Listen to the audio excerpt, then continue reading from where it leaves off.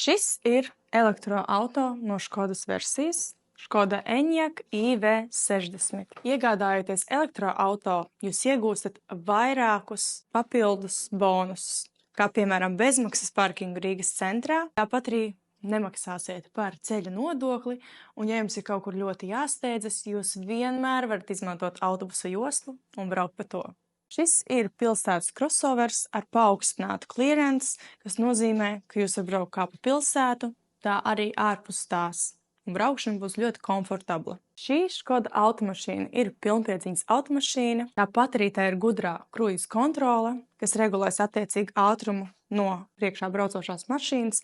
Tāpat arī ir avārijas bremzēšana, kas nodrošinās to, ka jūs nekad nenokļūsiet avārijas situācijās. Šobrīd es sēžu salonā, kas nav ādas, bet ir auduma, taču pirmo reizi es redzu šādu izpildījuma auduma salonu, kas sniedz ļoti patīkamu sajūtu. Tāpat šeit ir touchscreens, ar kuru ļoti viegli ir kontrolēt mūzikas sistēmu, un viegli ir savienoties arī ar telefonu un pārvaldīt šeit navigāciju. Tāpat arī šeit ir stūre, uz kuras ir iespējams uzslēgt stūres apsildi, tāpat arī kruīza kontrole, kas ir ļoti forša braukšanai, ka nav jāizmanto vēl citi kloķīši. Šis varbūt ir pats mazākais ātruma pārslēdzējs, kurus savā dzīvē esmu redzējusi, taču tas ir ļoti ērts lietošanai.